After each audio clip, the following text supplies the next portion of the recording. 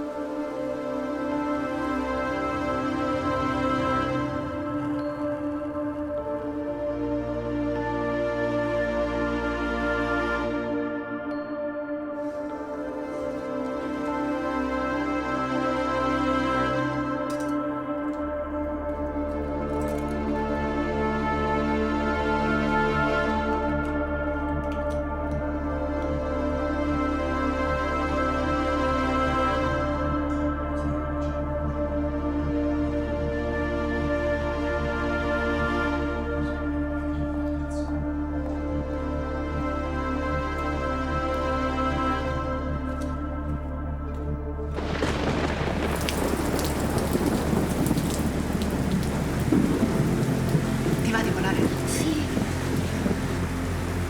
Volerai altissimo. l'astronauta comprese che l'unico modo per rincontrare i suoi cari era costruire una macchina del tempo.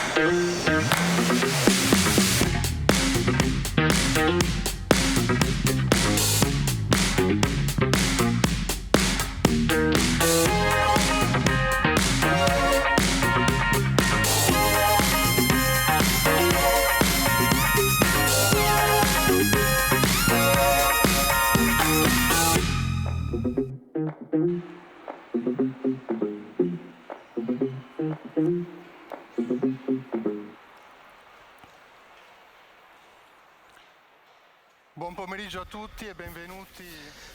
Boa tarde a todos, bem-vindos a este encontro que acontece no dia de inauguração, neste 42º meeting pela amizade entre os povos.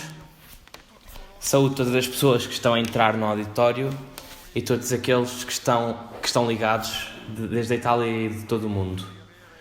Hoje temos o privilégio de ter connosco dois protagonistas jovens, mas não por causa disso, menos autoritários e significativos, da vida da Igreja Internacional, que convidamos para falar do eu, da fé e do desafio das culturas, num momento particularmente desafiante para a vida da Igreja e do mundo. À minha esquerda, Adrien Candiard,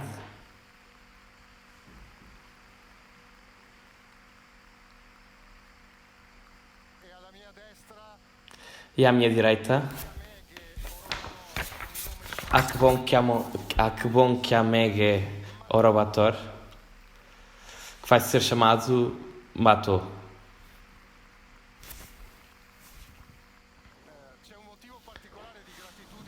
Há um motivo particular de gratidão que temos na relação com eles, porque até alguns dias atrás, não era adquirido que estivessem aqui connosco na sala. Mesmo com todas as dificuldades e protocolos internacionais, foi uma grande empreitada trazê-los aqui.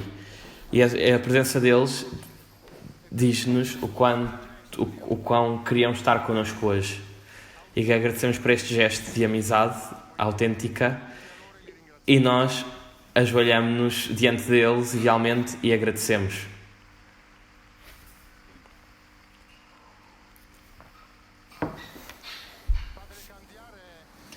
Padre Candiard é um dominicano de Paris, é membro do Instituto Dominicano de Estudos Orientais, vive no Egito e podemos dizer que está na primeira linha no encontro e no diálogo com o mundo muçulmano e também com aquele aspecto de tal forma decisivo da modernidade do mundo ocidental que é o tema da liberdade. Publicou recentemente um livro chamado Na Soleira da Consciência, que talvez muitos dos presentes leram no ano passado. Padre Orobator é um jesuíta nigeriano, é presidente da Conferência dos Jesuítas da África de Madagascar, é teólogo e testemunha da mudança profunda no olhar que se produz num homem que, em adulto, se converte ao catolicismo, redescobrindo, não censurando, mas redescobrindo todo o panorama cultural da sua história. Em segundo lugar, a sua vida mostra de modo eclatante, mas vamos ouvi-los, como a fé católica mete o homem na condição ótima para encontrar e dialogar com quem quer que seja, sem exceção. Aproveito esta ocasião para agradecer pessoalmente, em nome do meeting, a Lorenzo Fazzini, que é o diretor que publica as obras dos nossos dois hóspedes, sem o qual o encontro de hoje não teria sido possível.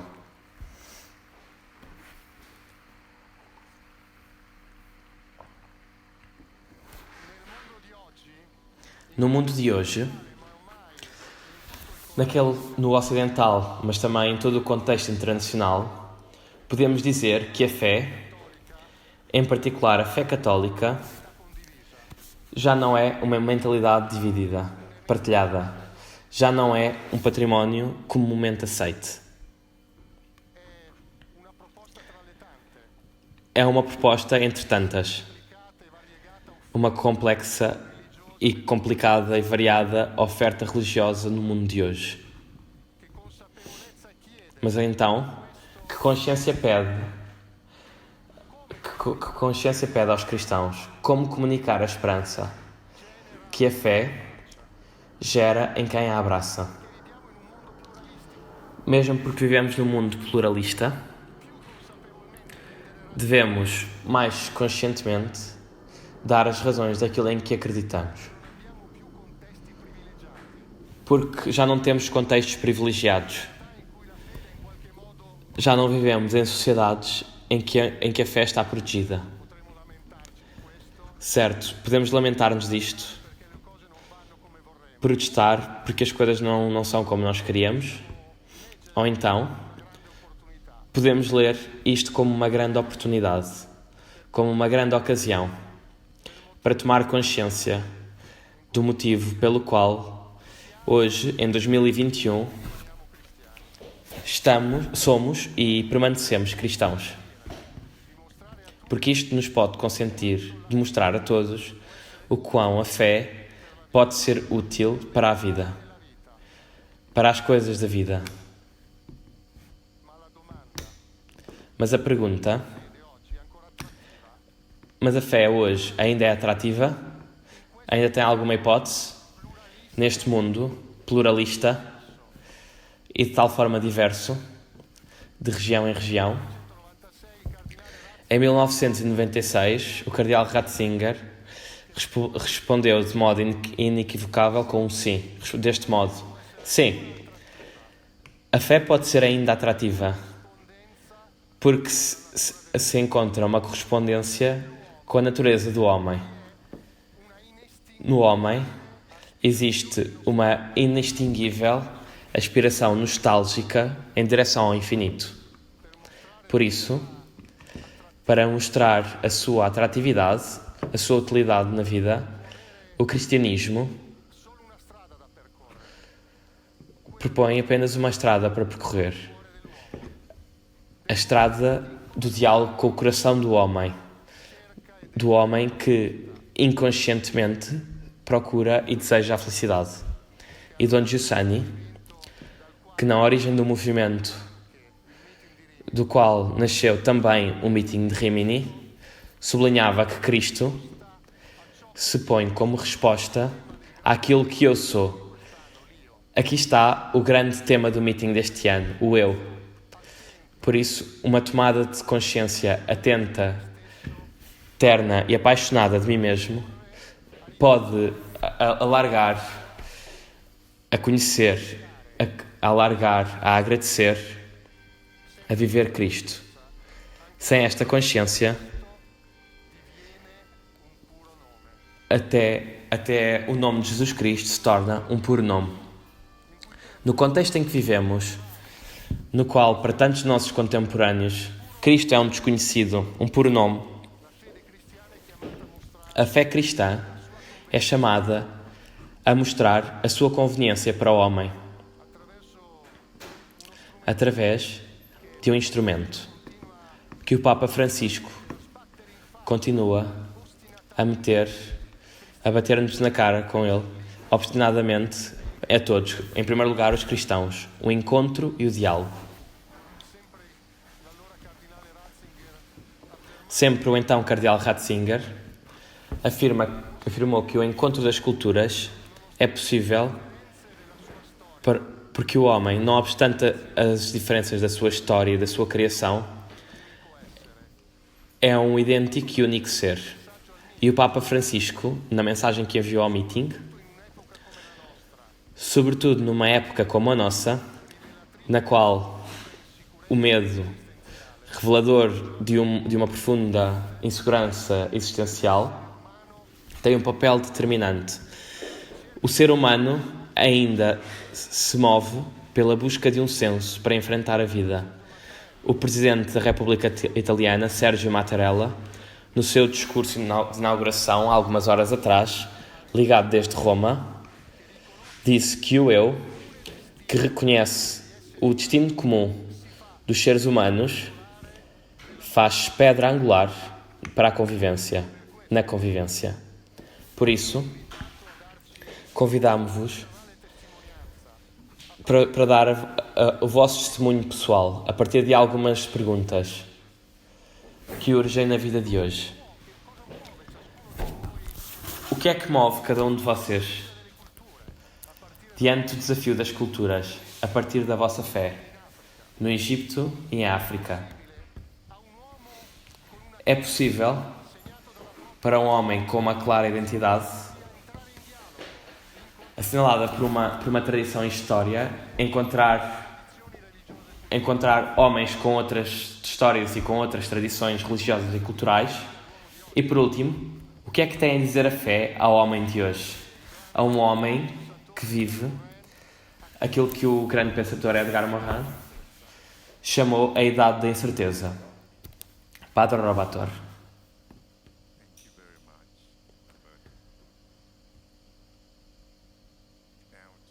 Muito obrigado, Alberto. Para perceber a minha história pessoal, ligada ao eu, à fé e ao desafio das culturas, existem duas coisas que devem saber sobre mim. A primeira, começamos por essa. Eu me chamo Abokiamege.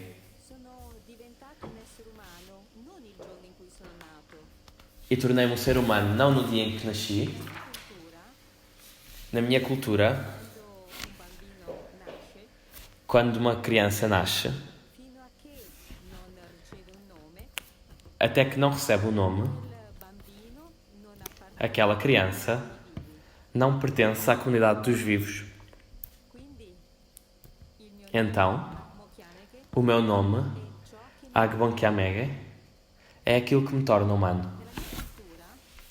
Na minha cultura, o nome e a atribuição do nome são importantíssimos, porque é deste modo que nos relacionamos uns com os outros, através dos nomes. Se eu não te posso chamar pelo nome, não posso reconhecer a tua humanidade, não posso honrar a tua dignidade. E tu, à tua volta, não podes reconhecer e honrar a minha. O meu nome confere-me os grandes privilégios da individualidade. Mas o meu nome não é um muro, é uma porta. O meu nome é uma ponte, não é uma barreira. O meu nome abre um canal, uma passagem para as outras pessoas, para me conhecerem. A outra coisa que é importante que saibam sobre mim, que no passado não era cristão. Nasci abraçando a religião africana e só depois me converti ao cristianismo. A minha mãe era uma devota da deusa do mar, Olokun, portadora de prosperidade e fertilidade. O meu pai seguia vários tipos de culto e divindades, entre os quais Osanobwe, o Criador do Universo, o Deus de Jesus Cristo. Antes de me converter ao cristianismo, os cristãos tratavam-me com desprezo e chamavam-me nos modos mais disparatados. Chamavam-me idolatra, pagão, animista. Esta sua retórica ofensiva era, de facto, um ataque sistemático à minha espiritualidade. Então, quando passei da religião africana ao cristianismo, eles esperavam que eu recusasse, em total, a minha herança religiosa. Tinham-me dado um novo nome, Emanuel. Porque na época, o catequista afirmava que Agbonkiangmege fosse pagão como nome e não fosse digno de um cristão. Por sorte, decidi não abandonar a minha herança religiosa africana. Posso ter feito? Como poderia fazê-lo? Como poderia renegar a experiência mais importante da minha vida, que assinalou também o meu crescimento, a passagem para a idade adulta? É como dizemos na cultura africana, um leopardo nunca perderá as suas pintas. Mesmo com o número de vezes que atravessar o rio. Hoje, sou orgulhoso de ser filho de dois universos. A religião africana é aquela que despertou a minha consciência da realidade. O cristianismo ampliou esta consciência, aprofundando-a. E tenho uma estima enorme. Estes fundamentos religiosos, mas ao mesmo tempo posso metê-los em discussão quando for necessário. Acredito que Deus continua a manifestar-se nas minhas relações, na minha cultura ancestral, nos meus fundamentos religiosos. A minha fé cristã não recusa a minha herança africana, nem a minha cultura, nem as minhas tradições. Pelo contrário, a minha fé cristã permitiu-me de aprofundar e valorizar a profunda sensibilidade religiosa dos meus antepassados. Sim, existem tempos em que vivi tensões. E também houve períodos em que fui marcado por uma harmonia. E a tentação é muito forte. Mesmo a tentação do sincretismo. Mas consola-me imensamente as palavras do Papa Paulo VI, quando afirmou que o africano que se torna cristão não se desconhece a si mesmo, mas enfrenta os antigos valores da criação em espírito e em verdade. Agora gostava de partilhar convosco 3 coisas que aprendi pela minha experiência. Estas 3 coisas provavelmente responderão ao requisito que o Alberto colocou. E por isso, respondendo a estas perguntas, estou à procura de significado. São 3 coisas em que acredito. E que acredito que sejam desesperadamente necessárias para hoje. Estes 3 valores são a solidariedade, a fraternidade e a hospitalidade. Vou começar pela solidariedade. O que é que significa ser animistas? Na minha experiência da religião africana, ser animistas significa estar em solidariedade. Estar ligados por uma relação de solidariedade com todas as formas do criado. Acredito firmemente e sublinho na vitalidade do criado, no facto de que nada está privado de vida no ambiente que me envolve. Existe sempre um poder invisível que existe em qualquer coisa e que lhe dá vida. Eu sei que o Papa Francisco partilha desta ideia, porque na encíclica Laudato Si diz-nos que cada criatura tem o seu propósito, tem a sua função. Nada é supérfluo, nenhuma é supérflua. O sol, a água, as montanhas, tudo é tal como é, tudo é carícia de Deus. E quando digo que acredito na vitalidade do criado, aceito também o dever moral de proteger e tomar cuidado pela ecologia ambiental e pela ecologia humana. Porque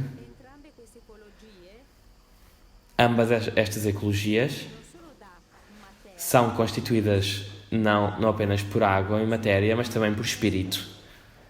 E sublinho também pelo espírito. A religião africana, como o cristianismo, reconhece que o criado é um esplêndido dom de Deus. E nós podemos utilizá-lo responsavelmente, legitimamente, mantendo um equilíbrio. Acredito que exista uma interdependência de forças. Existe uma condição vital entre mim e a Terra. E quando me assumo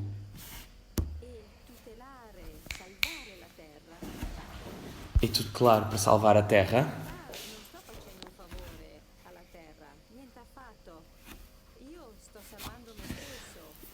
eu estou a salvar-me a mim mesmo, no modo em que vivo. Porque só assim me posso salvar a mim mesmo. Salvando o mundo em que vivo. E esta é a primeira lição que aprendi com a minha tradição e religião africana. A segunda coisa que aprendi com a minha experiência religiosa é aquilo que o Papa Francisco chama fraternidade. Provavelmente leram a sua encíclica Fratelli Tutti.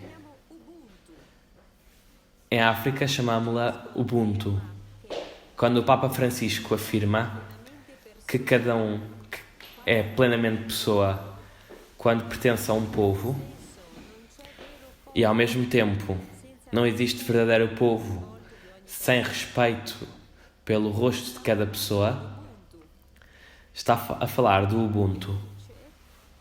E diz: Ubuntu Gumuntum Gabantum. Uma pessoa é uma pessoa através das outras pessoas.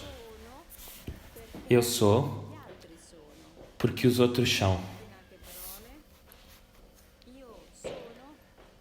Por outras palavras, eu sou porque nós todos somos. Então, podem ver que o conceito do Ubuntu está no centro da religião e da cultura africana e dá prioridade à inclusão, à comunidade, à hospitalidade, ao diálogo e ao respeito. Como um cristão africano, acredito profundamente na cultura do Ubuntu, ou seja, da primazia das relações humanas. E segundo a visão do mundo do Ubuntu, a coragem de dizer eu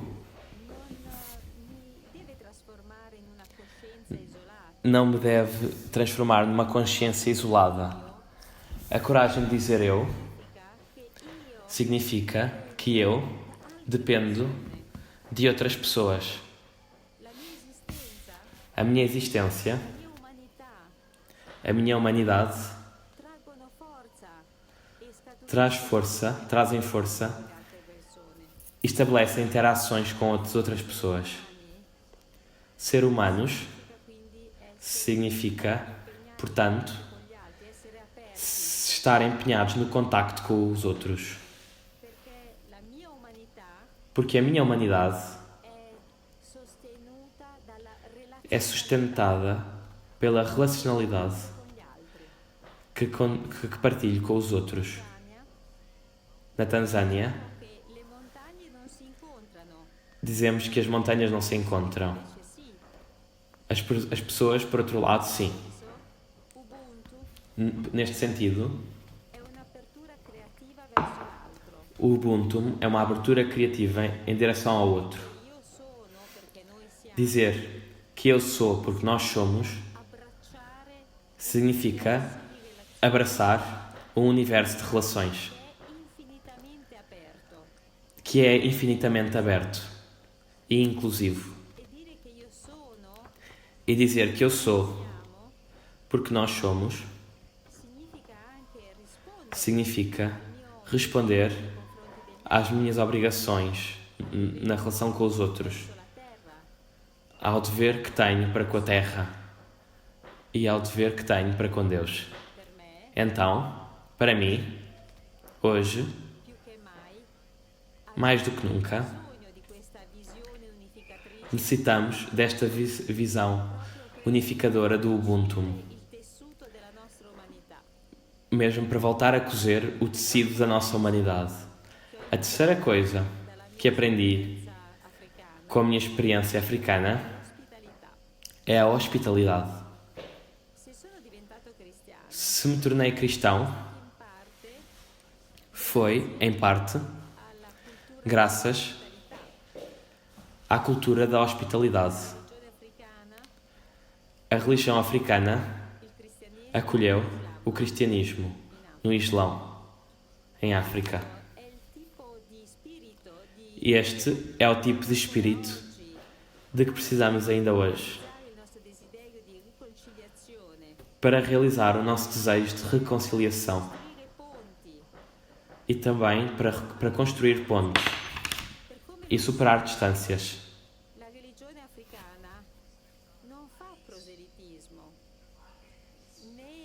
A religião cristã não faz proselitismo, nem se torna superior a outras tradições de fé. Acredito que a essência desta religião seja importante para o mundo de hoje. E conheço este espírito. É o espírito de tolerância. É um espírito de inclusão. E é aquilo de que hoje precisamos muito.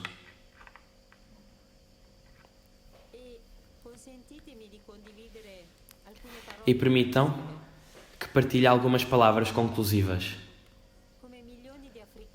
Como milhões de africanos, eu, Agbon Kiamege, completei uma tradição desde a fé dos meus antepassados até ao cristianismo.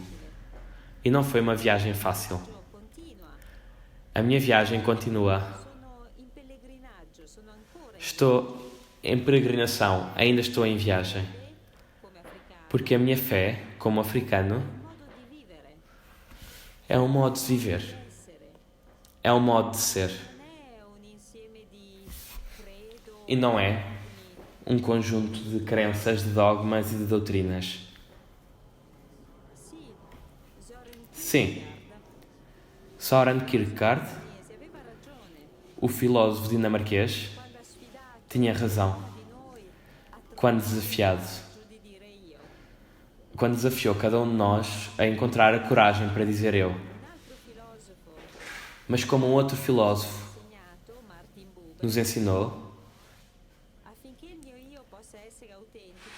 para que o meu eu possa ser autêntico,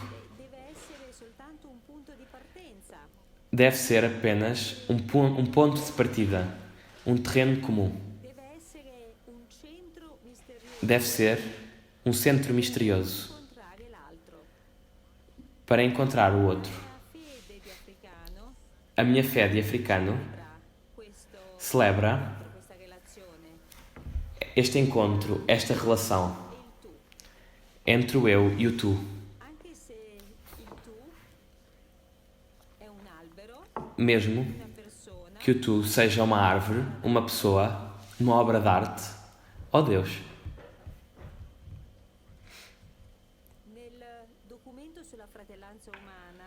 No documento sobre a fraternidade humana, o Papa Francisco e o grande imã ensinam-nos que a fé traz ao crente a ver no outro um irmão ou uma irmã para sustentar. Se eu não posso verdadeiramente e autenticamente abraçar a presença e a dor de uma outra pessoa no encontro, no diálogo e na amizade, então a minha fé não é coragem, é cobardia. A minha fé não é sacrifício, é egoísmo. Como o Papa Francisco nos ensinou, precisamos de movimentos de pessoas que saibam que precisamos uns dos outros, que tenham um sentido de responsabilidade para com os outros. E então, para mim, a coragem de dizer eu é a coragem de encontrar os meus irmãos e as minhas irmãs. E este tipo de encontros é humanizante e é transformador. Permitam que termine com as palavras do Papa Paulo VI.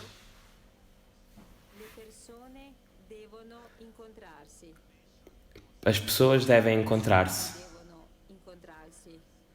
As nações devem encontrar-se como irmãos e irmãs, como filhos de Deus.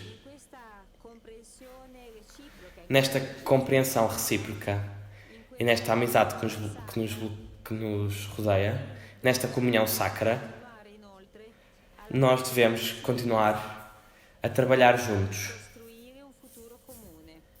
para construir um futuro comum, o futuro da humanidade. E acredito, estando aqui hoje, que este futuro se possa tornar realidade. Para que aconteça, deve basear-se na solidariedade, na fraternidade e na hospitalidade. Possa este ser o nosso credo em Rimini e no mundo. Muito obrigado.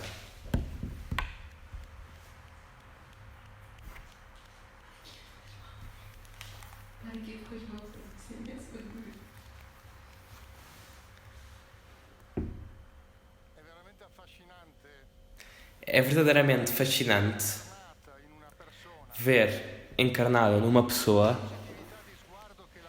a positividade de olhar que a fé realiza diante de tudo e de todos. Esta capacidade de valorizar tudo aquilo que existe de humano. Quando eu li o livro Confissão de um Animista,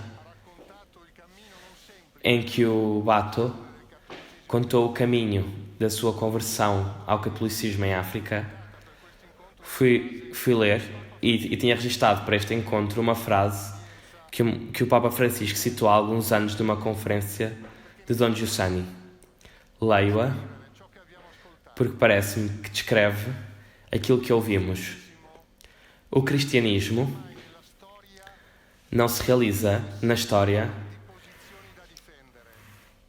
como uma posição a defender, que se relacionam com o novo como pura antítese. O cristianismo é o princípio de redenção, que assume o novo, salvando-o. O Papa citou como descrição da sua ideia de igreja em saída, ao encontro desarmado de cada um. Agora, ouvimos o Padre Candiarte sobre este e outros temas. Muito obrigado por estarem aqui. Estou muito honrado pelo convite e pela vossa vinda nestas condições bastante difíceis, com a inscrição e tudo. E tenho algum medo. Não apenas porque devo falar em italiano, peço a vossa indulgência, aquela do Manzoni, por todos os conjuntivos que estou para errar.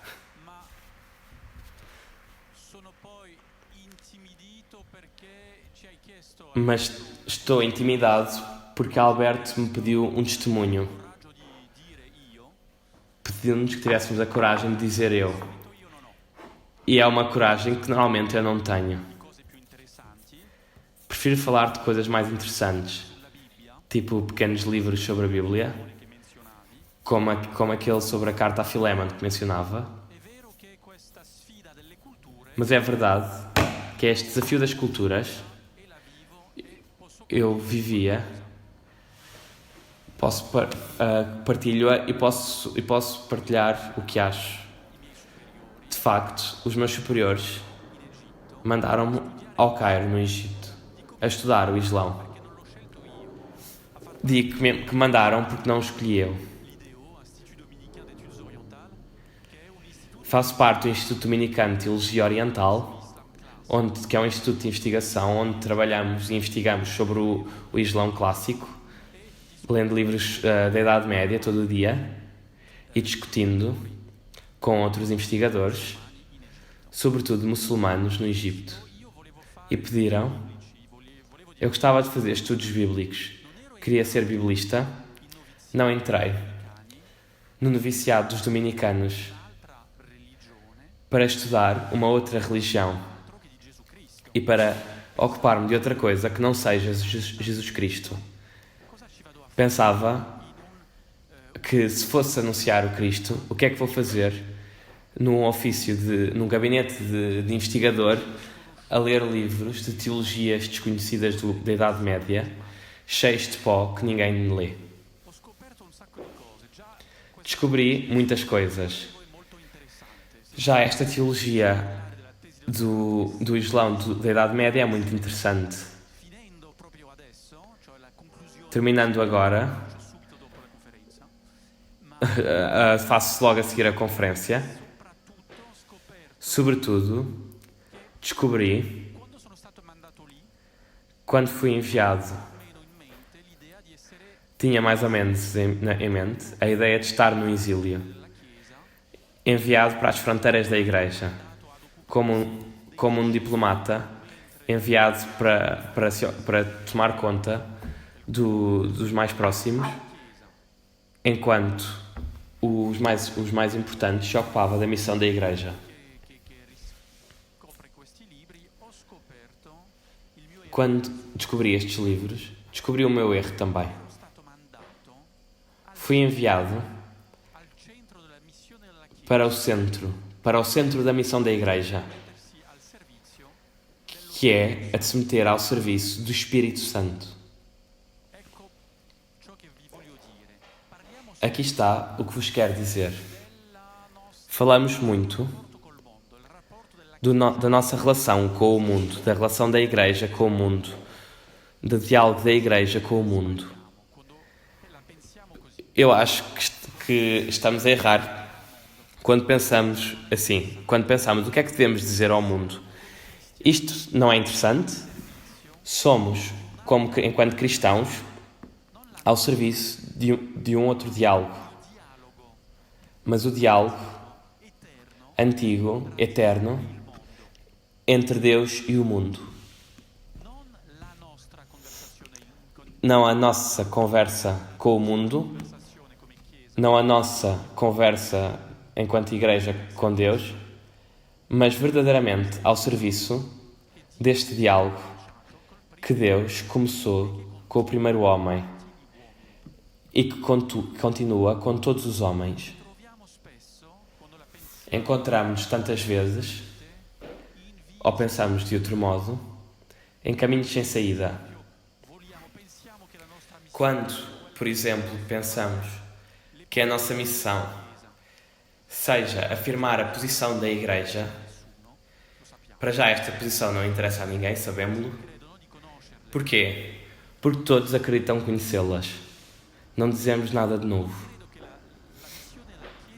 Não creio que a missão da Igreja seja fazer-se conhecer enquanto especialista. Conhecemos a fórmula de Paulo VI. A Igreja é especialista na humanidade.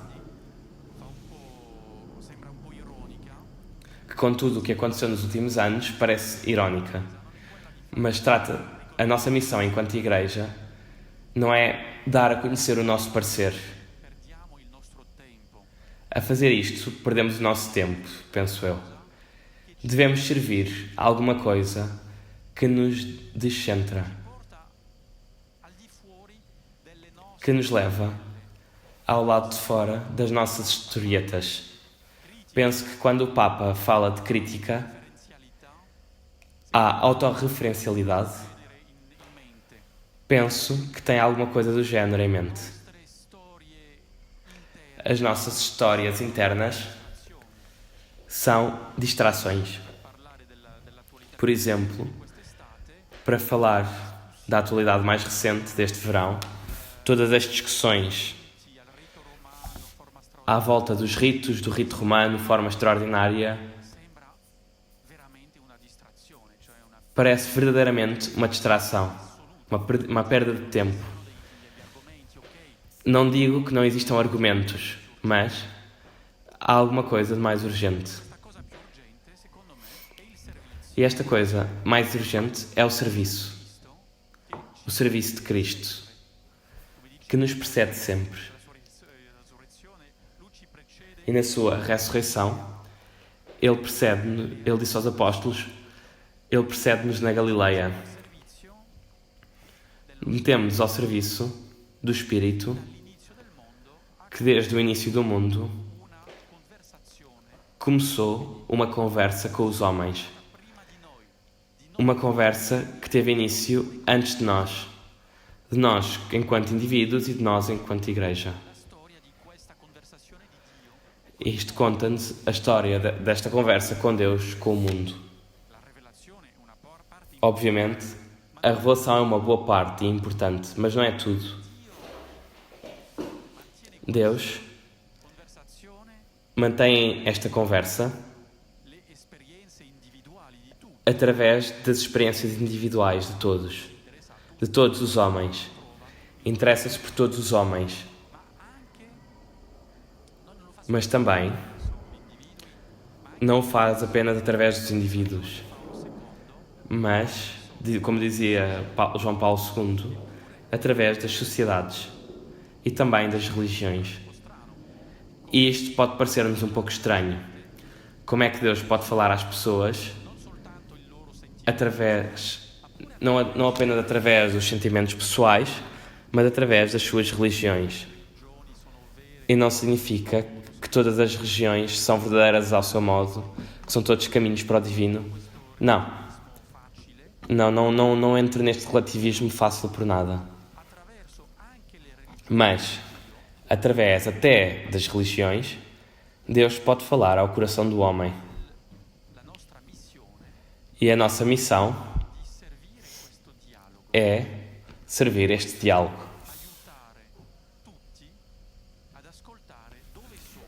De ajudar todos a perceber onde está a voz de Deus, a voz do Espírito de Cristo, a voz do Espírito de Jesus. A tentação seria tomar o lugar de Deus. Olha, falo eu, explico-te as coisas. Mais difícil, mas também mais interessante, é evangelizar as pessoas. através da sua experiência de Deus. Aqui torna-se interessante. Isto devemos fazê-lo com as pessoas. Acompanhar um católico praticante tem o papel de acompanhamento pastoral de uma pessoa, faz assim. Trata-se de ajudar uma pessoa no seu diálogo pessoal com Deus. É verdadeiro também com as sociedades e com as religiões. A missão que me foi dada quando me mandaram para o Cairo é esta: dialogar com os muçulmanos,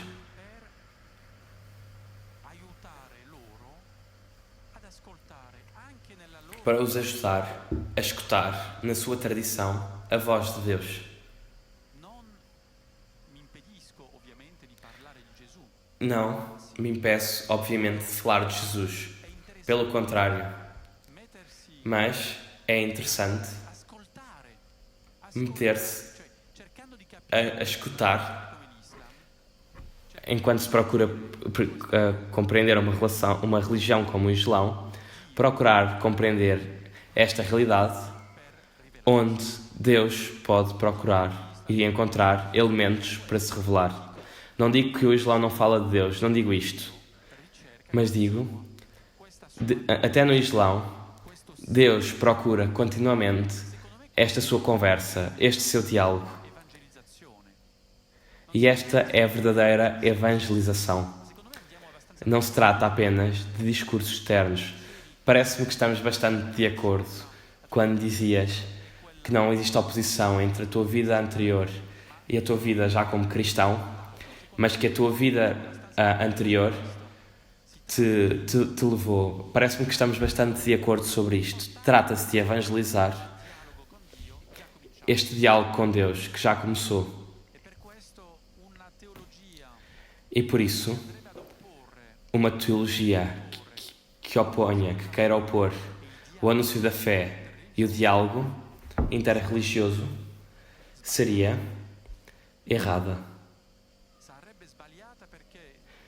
Seria errada porque, se o diálogo é bem entendido, é uma verdadeira obra de evangelização.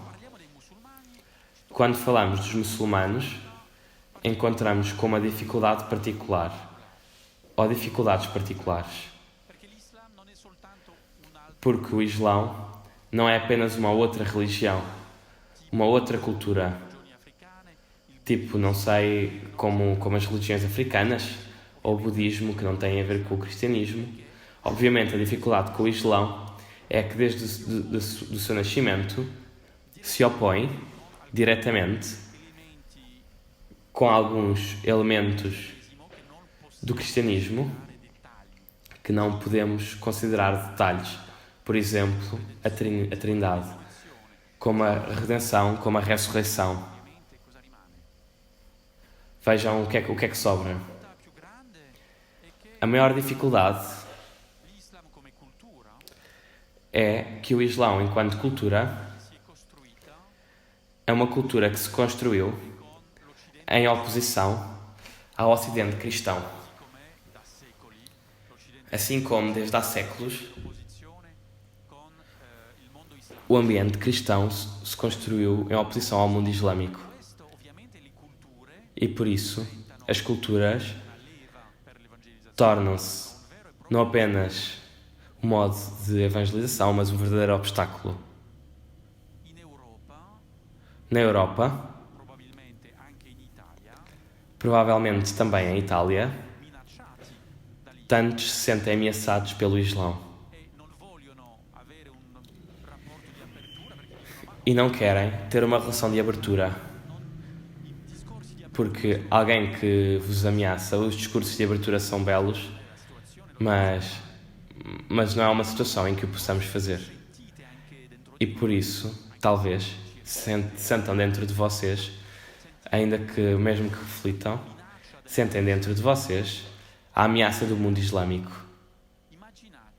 No entanto, imaginem que vão dizer a um egípcio muçulmano: vocês, muçulmanos, ameaçam-nos. O que é que ele vos vai responder? Vai responder: desculpem, vocês sentem-se ameaçados porque existem exércitos muçulmanos que fazem intervenções nos vossos países? Não. Porque os exércitos ocidentais que vão para os países muçulmanos existem. Eu é que me sinto ameaçado, diria ele. Sentem-se ameaçados do ponto de vista cultural? Porque quando vão ao cinema vão ver filmes árabes? Não. Nós no Egito vamos ver o Batman ou o último James Bond. Vamos ver a cultura ocidental. Como é que se sentem ameaçados? Devem-se vestir de oriental. Nós no Egito devemos vestir-nos de ocidental. Não para dizer, digo isto, não para dizer que são eles os pobres ameaçados, mas para dizer que este sentimento da ameaça é bem partilhado, quer no mundo ocidental, quer no mundo islâmico, pelo menos aquele que eu conheço. Encontramos com duas cidadelas que olham uma para a outra com desconfiança. E esta desconfiança é um obstáculo terrível ao anúncio de Cristo. Porquê? Porque a evangelização não se trata apenas de chegar com a argumentação. Não. Trata-se de fazer encontrar Jesus Cristo. É a dificuldade na situação que acabei de ensinar, em que Jesus Cristo pode aparecer a pessoas pelo bem do mundo islâmico como a bandeira dos seus inimigos, a bandeira de quem quer a sua destruição. Nesta situação, uma verdadeira evangelização torna-se impossível.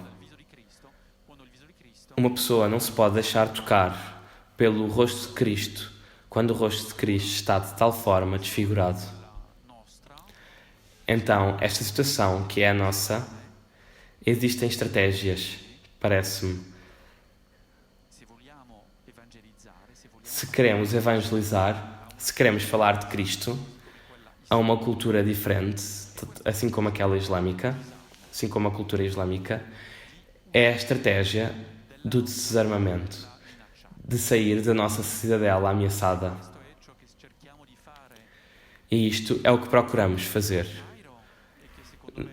no nosso nível no Cairo e que parece-me que devíamos fazê-lo todos. Nós fazemos de um modo bastante intelectual, mas existem outros modos de o fazer. Perceber-se enquanto diferentes. Não para dizer todos a mesma coisa, não é verdade. Dizemos coisas muito diferentes. Entre cristãos e muçulmanos, acreditamos em coisas muito diferentes.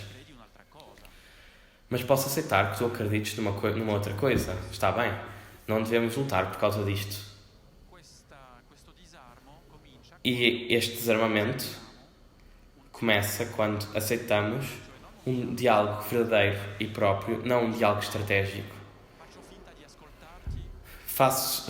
Finges que estou a ouvir, assim tu ouves-me e vais-te convencer. Não. Se queres ser ouvido, devo, em primeiro lugar, escutar-te. Escutar é sair das minhas ideias já construídas sobre quem és, o que pensas, o que é que queres. Como, porque é que estás à procura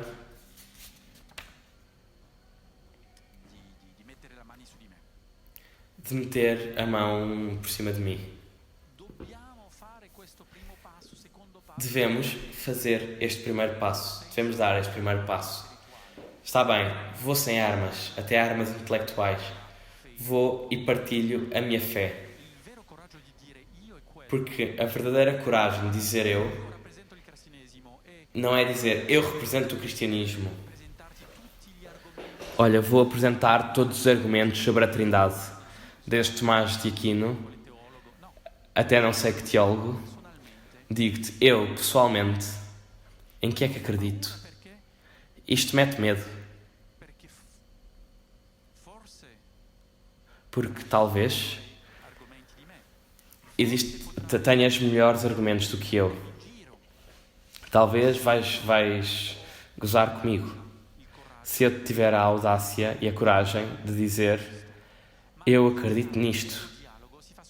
Mas o verdadeiro diálogo faz apenas entre um ser humano e outro ser humano.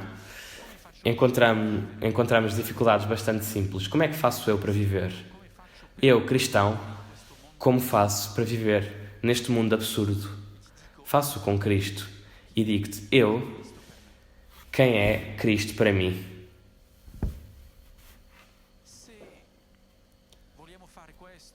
Se queremos fazer isto, existe uma condição inicial e necessária que é a amizade. Para ousar dizer eu acredito, preciso de ter alguma confiança na pessoa com quem falo. Se estou de outro modo, é muito difícil. Estou num clima de desconfiança se te falo da minha fraqueza, do meu ser pessoal. Tu desfrutarás? Não saberei. Então é preciso construir uma confiança pessoal, uma amizade.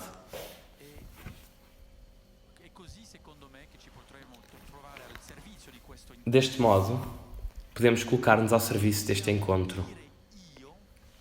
E assim, podemos dizer eu, para deixar que o outro receba o tu que Deus lhe quer dizer, o tu que Deus lhe está a endereçar. Termino.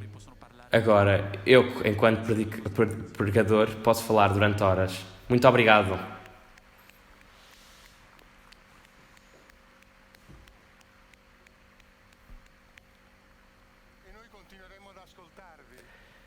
E nós continuaremos a escutar-vos.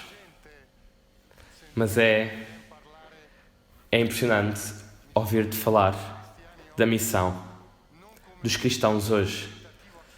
Não como um esforço, como uma tentativa de convencer o outro das próprias ideias, mas deste ajudar o outro a escutar a voz de Deus, do mistério, na própria experiência.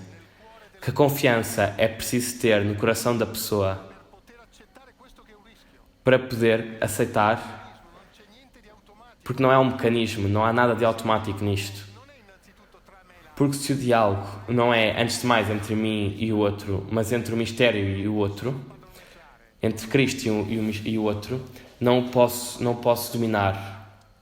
Como devo estar certo de que o coração do outro, cristão ou não cristão, muçulmano ou não muçulmano, é, desde a origem, habitado pelo mistério. Don Giussani usava uma expressão totalmente sua, uma série de palavrinhas unidas por um tracinho. Eu sou tu que me fazes, para sublinhar que toda a consistência do homem é aquele eu que desde o nada o chamou para o ser. Se este método começasse a agir entre 100 ou 10 mil pessoas, ainda sobra algum minuto. Eu gostava de fazer uma pergunta. Já assinaram, mas um pequeno contributo conclusivo, mesmo sobre o título do meeting, a partir desta pergunta, à qual o Papa faz referência na sua mensagem, sublinhando uma referência ao Dom Abbondio de Manzoni, que a coragem não se pode dar a si mesmo. Então a pergunta que faço a ambos é: onde, como um homem ou uma mulher de hoje, neste preciso contexto que descreveram e que todos temos presentes, onde e como um homem ou uma mulher do nosso tempo pode encontrar a coragem de dizer eu, sem ceder ao medo?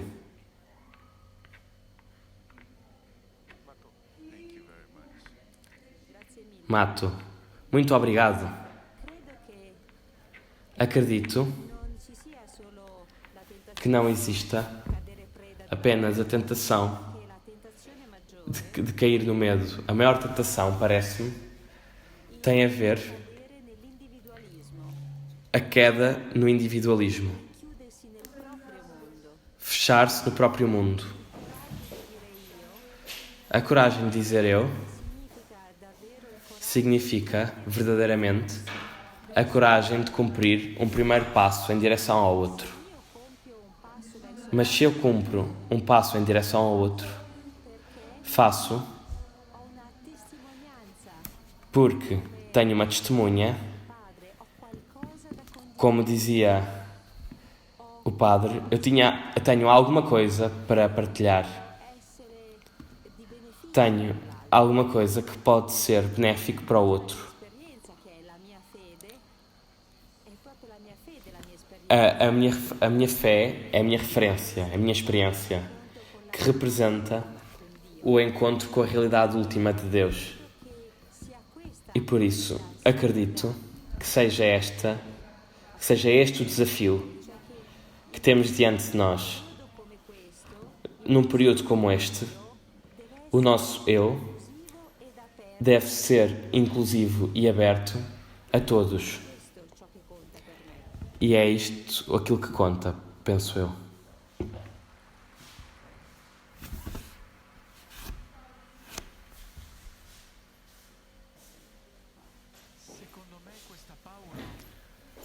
Eu penso que este medo pode nascer, sobretudo, num contexto onde procuramos anunciar o Evangelho.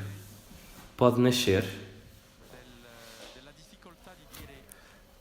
da dificuldade de dizer eu e apenas eu. Tantas vezes queremos representar toda a Igreja. Queremos fazer o trabalho de Deus. Dizias, é difícil deixar o diálogo entre a pessoa e o mistério, entre a pessoa e Deus, sem tomar o lugar de Deus. Mas está tudo ali. Não tomar o lugar de Deus, mas tantas vezes queremos tomar esse lugar porque pensamos que Deus, afinal de contas, não faça o seu trabalho. Tenho de dar uma ajudinha a Deus. Então, tenho de encontrar uma responsabilidade impossível e isto cria medo. Quando penso que o sucesso depende de mim, que eu devo conseguir levar as pessoas a acreditar. Meto uma tarefa absolutamente impossível que me impede de fazer aquilo que posso verdadeiramente realizar. Tomar-me por Deus impede-me de ser eu, de ser eu próprio, de fazer a minha parte. Parece-me que é importantíssimo para o cristão, sobretudo no serviço, de se recordar sempre que o lugar de Salvador do mundo já está ocupado. Já está tomado.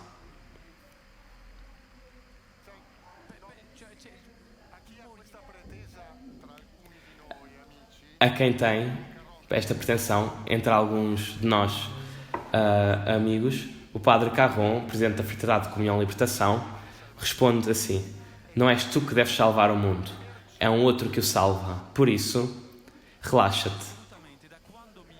Absolutamente.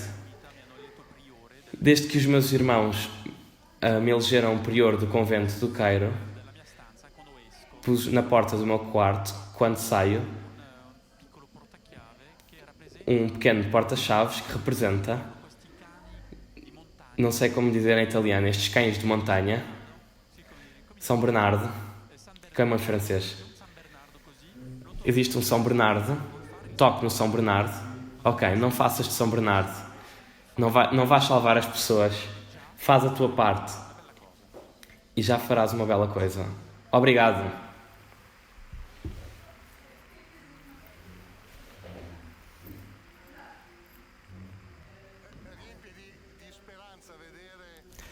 Preenche de esperança ver 2 jovens assim maduros na experiência da fé, a ponto de nos dar testemunho do contributo que através deles, através de cada um de nós, a fé pode dar à vida do homem de hoje.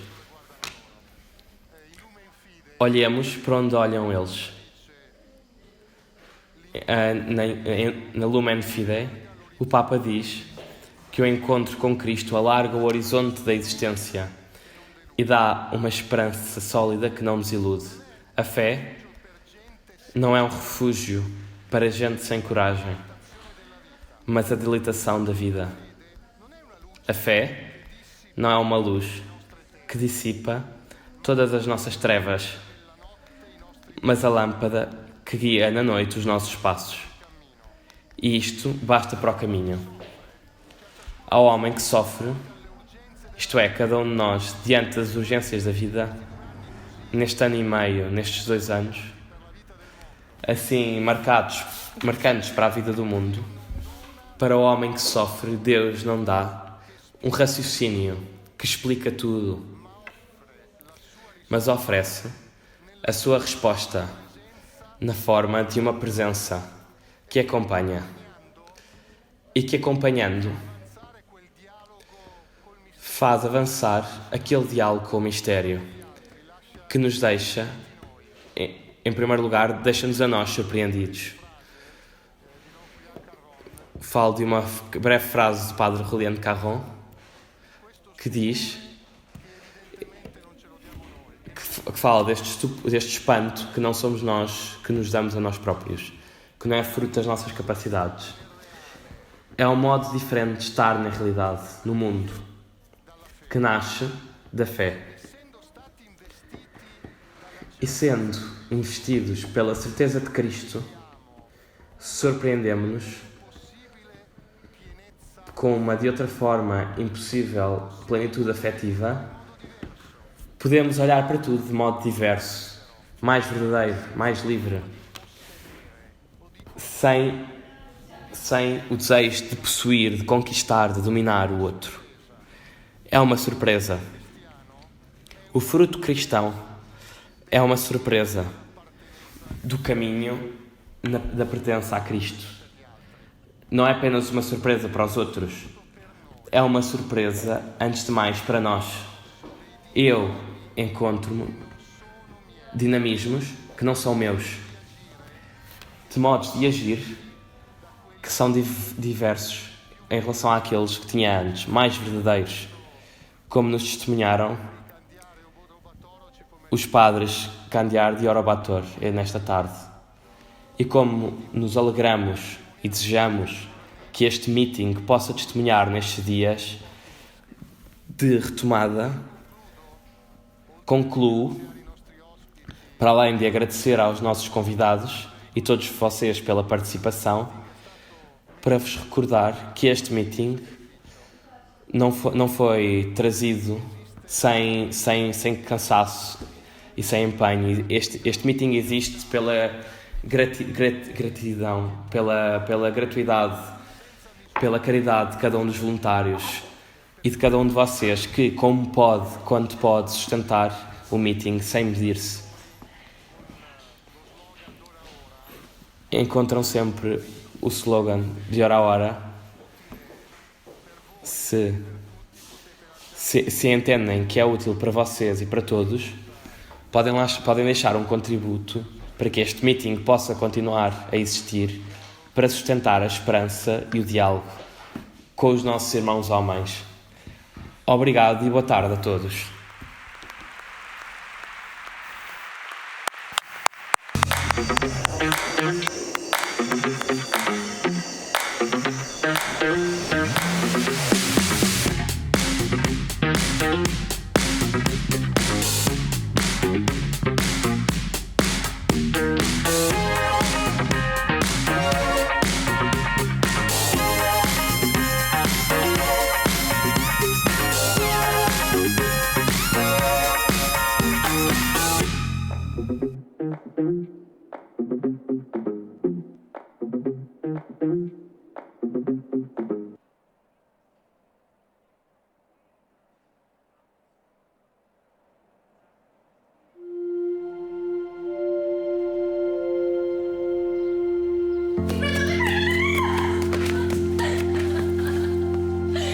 Non vale così. Sei Vuoi volare? Vedi che ci stai? Lasciale volare. lasciala.